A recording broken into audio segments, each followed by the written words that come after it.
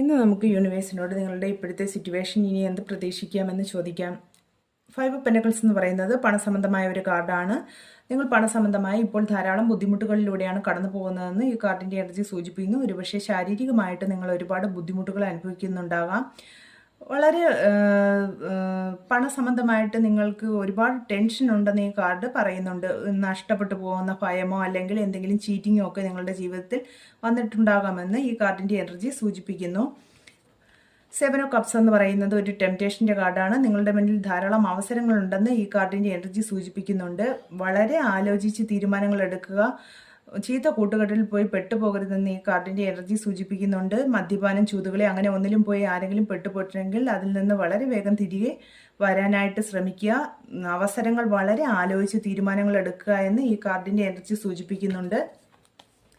The lovers എന്ന് പറയുന്ന card തീർച്ചയായിട്ടും നിങ്ങളിലേക്ക് നല്ല ഒരു സ്നേഹബന്ധം വരുന്നുണ്ടെന്ന് സൂചിപ്പിക്കുന്നു. അല്ലെങ്കിൽ ബിസിനസ് പരമായ കാര്യങ്ങളിൽ നിങ്ങൾക്ക് ഒരു നല്ല പാർട്ട്ണറെ, വിശ്വാസപൂർണമായ ഒരു പാർട്ട്ണറെ ലഭിക്കുമെന്ന് ഈ കാർഡിൻ്റെ എനർജി സൂചിപ്പിക്കുന്നുണ്ട്.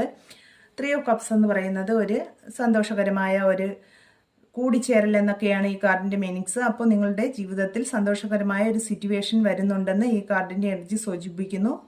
ഫാമിലി പരമായിട്ടൊക്കെ ഒത്തുചേരൽ ഉണ്ടാകുമെന്ന് ഈ കാർഡിൻ്റെ എനർജി സൂചിപ്പിക്കുന്നുണ്ട്. അപ്പോൾ ഫാമിലി പരമായിട്ടൊരു സന്തോഷകരമായ സിറ്റുവേഷൻ നിങ്ങളെ പ്രതീക്ഷിക്കുന്നു എന്ന് യൂണിവേഴ്സ് പറയുന്നുണ്ട്. 2 ഓഫ് വാൻഡ്സ് എന്ന് പറയുന്നത് നിങ്ങളുടെ മുന്നിൽ 2 അവസരങ്ങളുണ്ട്. അതിലേതെടുക്കണമെന്ന് അറിയാതെ ഇരിക്കുന്ന ഒരു സിറ്റുവേഷനെ കാണിക്കുന്നു. അല്ലെങ്കിൽ അതിലേത് തിരഞ്ഞെടുത്താൽ നന്നായിരിക്കുമെന്ന് ആലോചിച്ച് ഒരു തീരുമാനമെടുക്കാൻ കഴിയാതെ ഇരിക്കുന്ന ഒരു അവസ്ഥയെ സൂചിപ്പിക്കുന്നു. അങ്ങനെ തീരുമാനം എടുക്കാതെ അനന്തമായി കൊണ്ടുപോകുന്ന ഒരു അവസ്ഥയാണ് സൂചിപ്പിക്കുന്നത്. ദി എംപറൻസ് എന്ന് പറയുന്ന കാർഡ് ഒരു സമൃദ്ധിയുടെ കാർഡാണ്. നിങ്ങളിലേക്ക് സമൃദ്ധമായ ഒരു സമാധാനപൂർണമായ സന്തോഷകരമായ സിറ്റുവേഷൻ കടന്നു വരുന്നുണ്ടെന്ന് യൂണിവേഴ്സ് പറയുന്നുണ്ട്. യൂണിവേഴ്സൽ ബ്ലെസ്സിങ്സ് തീർച്ചയായിട്ടും ഈ കാർഡിനുണ്ട്. വളരെ പോസിറ്റീവായ ഒരു കാർഡാണ്. മാതൃത്വമൊക്കെ ആഗ്രഹിക്കുന്നവർക്ക് തീർച്ചയായിട്ടും അതിന് അനുയോജ്യമായ സമയമാണെന്ന് യൂണിവേഴ്സ് പറയുന്നുണ്ട്.